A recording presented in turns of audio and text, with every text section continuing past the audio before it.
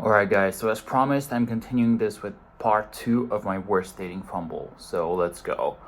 So the next day after the night that I met the girl, I wake up the next morning and immediately I'm like, damn, nah. I've now got to plan a whole weekend trip to Uluwatu, book places, look for places that aren't too expensive, but are still like, nice. And also, I'm not sure if she's actually still down. So, and I'm a little hungover, and now I've got all of this spinning around my head. And I kind of did it to myself. Because it's one thing for her to say she's down for it at 2 a.m. in the club when the vibes are high, and it's a whole different story the next morning when she's most likely in a different headspace, and for all intents and purposes, she's actually now a different person. Um, so I hadn't slept for more than 4 hours that night due to all the coffee I've been drinking throughout the day. So now I've got this massive headache, and I kind of want to have this adventure still with this crazy random chick I met at the club, because I want to have a good story to tell the grandkids. Um, so I started looking for places in Uluwatu, and let me reiterate that at this point, nothing's confirmed yet still. Um, I don't know if this girl is still down. I need to have a sketch of a plan ready to go, in case she is still down and I need to have that by, let's say, 10 a.m. or 11 a.m. Because she told me she was going surfing at 7 a.m. And I don't know when she's gonna reply. So I need to have a plan ready in case she replies and says yes. So then we can just go. So I pull up an online course that I bought for Bali with all the ins and outs of accommodation, including for Uluwatu. And I also open up Booking.com. And all these websites, I started looking for beachfront views specifically because at ocean views. And I sort of start sorting them downwards by price because I wanted to have like the nice ocean view so that I could impress the girl, but also I didn't want to break the bank, right? So I wanted to have that nice optimal bang for buck in terms of vibes. Because I'm a trader and I don't want to be paying like $400 for a night. That's just a bad trade. So every $100 in Bali is like it's like a couple of days of living. So I'm thinking, okay, what's the nicest beachside ocean view villa that I can get for the least amount of money? So I'm trying to optimize my money with this girl. So I found this one option that seemed reasonable, and at that point, I'm thinking, okay, now I've got a rough plan. So I check with the girl finally to see if she's still down before coming up with the rest of the plan, because that's how you do it. You get like a rough sketch, but then you actually have to check it's still happening before you put in any more effort, because you got to optimize your time and your effort too. Time is money. So I hit her up with, hey, what's up? How's the surf going? And she replies after an hour like, oh yeah, it was good, and sends me a photo of her surfing, which I think was on a different day because the photo was sunny and that morning was cloudy. So I'm not sure if she even did go surfing or if she was just like finessing me or something. So I asked her if she's still down, and I tried to make it sound fun because I kind of did want to go. So I actually make an effort to do some good texting here and ask her, how are we feeling about the Uluwatu weekend plot, which was a callback to the night before when we were talking about how we both want our lives to have a good plot and how we do things for the plot. So I'm making a callback to that with my texting, so that I can like invoke the good feelings that she had in that moment through this text. And so she's like, yeah, we're going. I can't wait to be in my feminine and let you plan everything. And so I asked her, okay, what time are you ready? And she goes 3:45 p.m. And I go, okay, cool, I'll pick you up then. And when I said pick her up, I meant call an Uber, so I probably shouldn't have phrased it that way. because I kind of gave her the impression that I had my own car, I think, but whatever. So now I've got a massive fucking headache, and now I know I've got 3 or 4 hours to do everything in my power to snap out of it. Because I'm going to have to keep the conversation going with this girl for 2 hours straight, which is how long the car trip would take to get from Canggu to Uluwatu. So I go do a workout, I do some cold plunge, I do everything I can try to think of to get my energy up and to get over the headache. I drink a bunch of coffee, probably way too much, and then there comes a point where I realize I'm running out of time, so I start packing in a hurry. And it slowly starts to dawn on me. I slowly start to realize that this girl is wanting to spend the weekend with a guy who can handle business, so she can be in her feminine. And that equates to me basically taking care of everything, taking care of all the planning, all the logistics, and just letting her do nothing. So at this point, I had already taken it upon myself to deliver a perfect weekend. And I've got 2 hours left to do it. I've got a massive ongoing headache from not having really slept the night before. And my life right now is just chaos.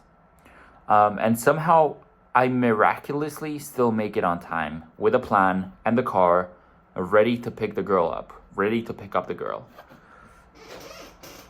However, now I'm in business mode.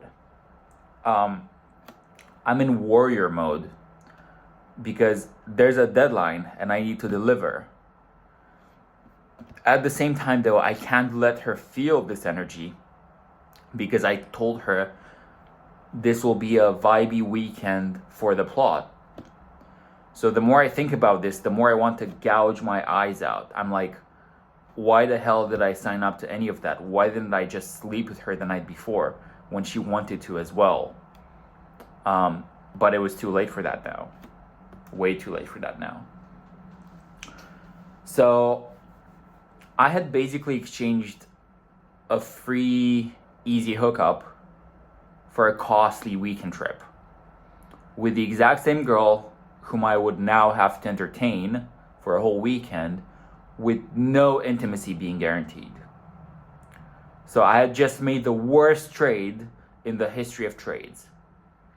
And the worst part is hooking up with her the night before would have actually probably ensured that the vibe would be great over the weekend as well, because it would have made her want to see me again the next day and all those good things that girls get for you when you sleep with them and hopefully give them an orgasm. It's like brain chemicals get released. But I didn't do that. So I arrive at her accommodation, message her to come out, and she's not replying, and I'm calling her and she's not picking up. And I've already called the cab and he's waiting outside and has been doing so for 10 minutes already. So I'm thinking, she's bailing on me. And believe me, guys, compared to what comes next, I wish she actually did bail. Because this is now the second cab I'm having to order. The first one had already canceled on me. And my vibe right now is the complete opposite of cool, let's just have a fun and carefree weekend. And I'm more like, I'm racking my last remaining brain cells to deliver this trip, and this chick can't even be bothered to reply or turn up on time. And then she finally replies saying, hey, sorry, I was at the spa and was getting a massage, and they told me they would be done in 45 minutes, but it took way longer. And so in an effort to not show anger or frustration, I reply with, hey, no worries, take your time. This is a chill weekend, remember? And despite me being anything but chill in that moment. So the girl finally shows up, and as soon as I see her, I'm thinking, wow, she doesn't look anywhere near as good as I remember, and she definitely looks nothing like her Instagram. So I'm about to embark on a weekend trip with her, and you know what? I'll do it for the story. I did it for you guys, and so here's the story. Here's what happened next. So we finally get in the car, and in my ambition to travel light, I'd only taken a very small backpack with me, but I filled it to the brim, so now it's bulging. And this girl had 3 big suitcases because she was moving her whole life over to Uluwatu via this trip. And I'm like, man, this is exactly what I don't want to see. It's exactly why I like solo traveling. I see a girl with a bunch of suitcases and I think, we're moving heavy. This smells like commitment. I was just trying to have some fun last night. How did it come to this? And so the car starts moving. And now comes the hard part, the 2-hour conversation, which, because of the traffic, is actually going to be 3 hours.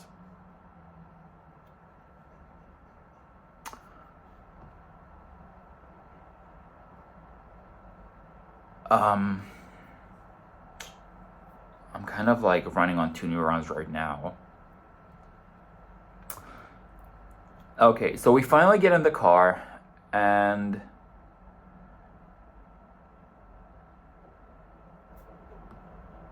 we start making small talk, chit-chatting. And straight away I realize, man, my migraine is getting worse. I'm really tired. I had a big lunch, and that's making me even more drowsy. And the only thing that could have helped me, some ibuprofen, I forgot to take. And so I've only spent 1.5 hours tops with this girl last night in the club, and the vibe was different. And now I have to create and maintain the vibe for 3 hours straight while having a migraine. So I start trying to make conversation with this chick, and I quickly realize she's actually a little insane. Like, I imagine a depressive person, and now I imagine the opposite of that, right? Like, anything I said or anything that she saw outside the window, she would go, "Oh, I love it, I love it, I love it, I love it, I love it, I love it." Like, I'm not exaggerating. That's how she went, like, repeatedly, like a schizophrenic. And I'm sat here thinking, is she rolling on Molly? Is she like rolling on Molly on this trip? Like, what's going on? How am I gonna deal with this? Like, this isn't normal. It's not natural. And like, is that what you have to be like to become a mini celebrity these days? And the worst thing about these mini celebrities, guys, and when I say mini celebrities, I'm thinking social media famous, not proper famous. The worst thing about these people is they want to think that they're proper famous, right? So if someone is actually famous, like an A-list celebrity, then fair enough, I'll give them that. But the problem with these mini famous people is nobody wants mini fame. Everybody who's got mini fame, like Instagram fame, wants to gaslight themselves into thinking they're proper famous. And they expect you to be impressed and go along with it. So we're now 1 hour into this car trip, and my neurons still aren't firing. Nothing's connecting in my brain. And I'm unable to make good conversation. I'm barely staying afloat. And now we're getting into some really touchy topics. So she brings up politics. She starts mentioning Trump, and I can see her getting disgusted, and I realize, oh, she's got some strong views around politics. I better stay away from that minefield, you know? She even asks me, like, are you a Trump fan? And I go, no, let's not talk about politics right now. We're here to vibe. We're here to vibe. And the whole time I'm trying to create this aura of, oh, this is a vibey weekend. We're not going to get into serious topics. So it's been like an hour at this point, and the conversation is starting to die down. And there comes a point where I kind of want to just take a nap, honestly. I'm so tired. And there's now an awkward silence in the car. And we're heading for a villa, which is a bowler-looking villa. But we're going to share the same room, the same bed. And at one point, we start talking about her being a singer. And I ask her to sing a bit, and she does, and she actually does sound pretty impressive. But then she asks me to sing, and I reluctantly go, "No, I don't really want to do that right now." And she looks visibly put off by that for some reason. And moral of the story, guys, moral of the story, guys, don't ever ask a girl to do something that she's good at and you're not, because if you do, be prepared to be put in a position of incompetence where she looks like the authority and you look like a chump. And needless to say, that does not help your cause. So throughout the conversation in the car, it starts dawning on both of us that we'd embarked on a weekend getaway with a complete stranger. And we just met at the club, and because I sometimes have zero social intuition, I dropped the occasional joke about, "Oh, I really hope we don't kill each other," or "Please don't kill me," or "I'm not gonna kill you. Am I gonna be safe with you?" And this after she'd already asked repeatedly about what's in my small but over-bulging bag. And I deflected the question every single time, thinking I was being cool and mysterious. So I was just bringing up the topic of murdering each other again and again in a fun but joking way. But in her mind, she was now becoming acutely aware of the actual situation that she was in. By the way, what was actually in the bag, other than way more clothes than I actually needed? I just had a makeshift blindfold and some massage oil that I picked up from the pharmacy, from the store, which I should have just told her instead of, "Ooh, who knows what's in my bag? Maybe you'll find out later." Can you see how, in my mind, I was being mysterious and seductive? While in her mind, that could have sounded like she was about to get murdered. So anyway, towards the last hour of our car trip, we started talking about sexual topics, asking each other sexual questions like, what's the biggest fantasy you've ever had fulfilled? What's the biggest one you haven't done yet? What's the craziest place you've ever done it? And just playing the questions game, but the sexual version, right? And the mood started to light up a bit, and suddenly she seemed like she was having a good time. And she starts admitting to me that she's actually a super horny person. And we start talking about masculinity, femininity, sexuality, and at this point I'm thinking, okay, I've saved it. But then the topic starts to die down again, and she's not contributing as much anymore. And I'm like looking at her, and I realize that from this angle and this light, I'm actually not even that into her because she's kind of got a bony face. And at this point, I'm not even sure I want to sleep with her. But I mean, who am I kidding? I was definitely going to sleep with her. I was going to bang her brains out because that's what I came to do. And I'm a soldier. And now she's told me she's a horny person, and she asked me when's the last time I had sex. So to that question, by the way, I answered, a couple of days ago, something like that. And she goes, okay, me too. You definitely don't want to tell a girl that you're not having sex. So now I'm thinking, okay, so this chick slept with a guy. So she's a chick, like recently. So she's a chick who hooks up with guys. And she just admitted to me that she's always horny, which is important because later on she's going to tell me how she needs to feel comfortable with a guy before she sleeps with him, which kind of contradicts what she just said in this moment.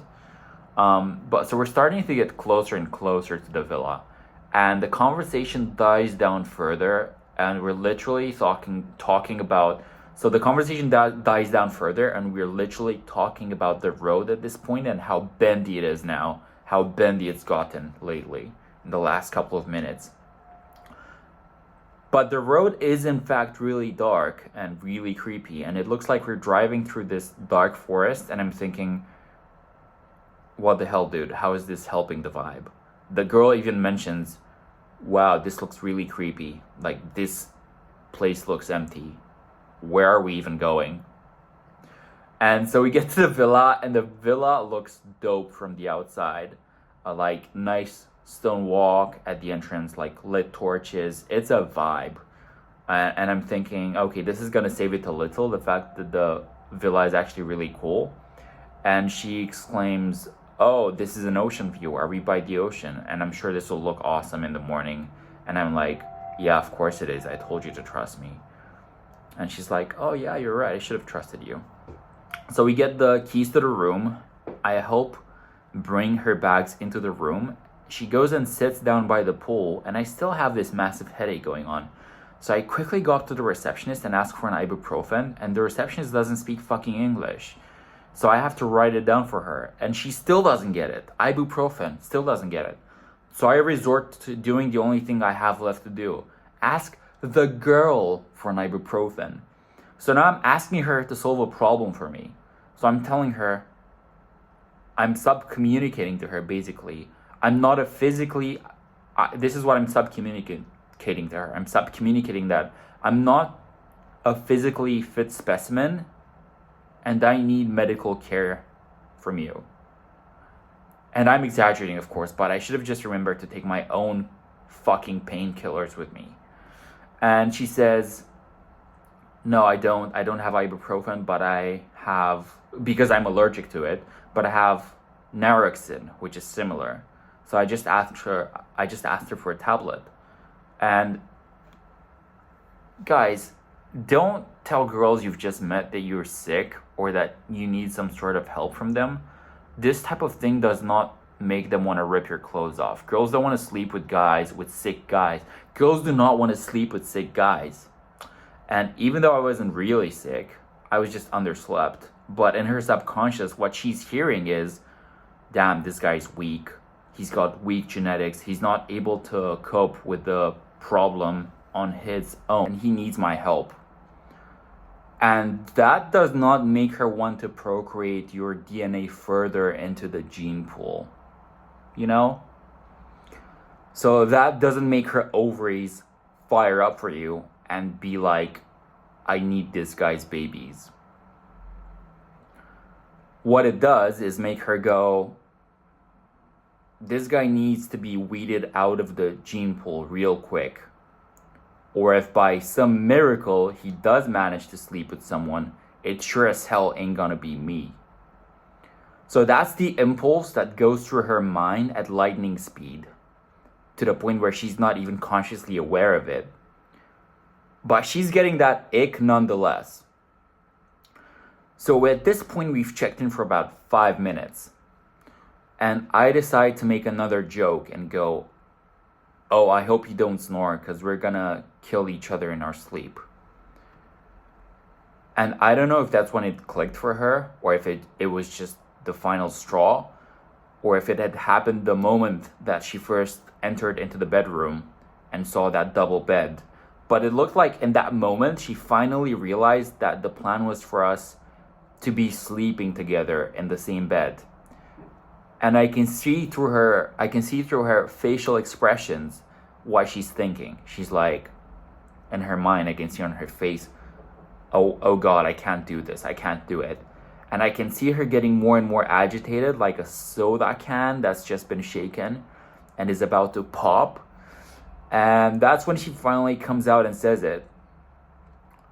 She goes, do you think it might be a better idea if I got my own room? Because you just said about the snoring and I don't want to bother you and I don't want to disturb your sleep or anything. And I go, sure, whatever makes you comfortable. Though my heart obviously sank and I felt like I'd just been punched in the gut. And make no mistake, that was obvious on my face and she saw it. And because that's not the weekend that I had in mind, you know. So I'd come all the way out here, paid all this money, and this chick now wants to get her own room. Like the fuck. So this girl, now visibly agitated and probably thinking, how do I be diplomatic about this? Because this guy might actually kill me. Like, I can see her go up to the receptionist, getting her own room, and then she comes back and starts giving me all these excuses like, oh, because yeah, you said about the sleeping and I'm not sure if I'm going to bother you or not, but I'll get a room across from you and I'll be able to see you and wave at you and it's just going to be more chill. And again, I was like, okay, sure, whatever makes you comfortable. Guys, there's nothing you can do if the girl isn't comfortable around you. Like, you've got to let her do what she's going to do. So she moves into the room upstairs, not even directly across from me, like she said, but diagonally upstairs. And I'm not gonna lie, at that point I was thinking, this is going downhill fast. But I keep my cool and remind myself that we're actually going to the same venue and we're coming back to the same villa. So I've got plenty of time to work with here and try to fix things. So now she's got her own separate room, and we're still at the villa, and we've got tickets to go to the club. And I tell her we should start heading to the venue, and she agrees. So we start heading to the venue, and that's gonna be part 3 and the final part because this video has already been long enough. My fucking sister interrupted my video, like just in the final 5 minutes by calling my phone. Fuck her, fuck that bitch. It really pisses me off when people do that, just call you out of nowhere. But you know what? It's kind of my fault. I should remember to put my phone on airplane mode when I'm filming. But anyways, this was part 2, and this is gonna go from bad to worse. So the first part was so. This had more of the cringy stuff in it. Part 3 is gonna be the absolute worst. So stay tuned, guys, for part 3. It's gonna be a lot shorter, I think, or a little bit shorter. But I just really want to finish this in 3 parts, and part 3 is gonna be awesome and epic, and you're gonna be like, what the fuck? So hope to see you guys in the next one. Thanks for watching, and I'll see you guys on this channel. See ya.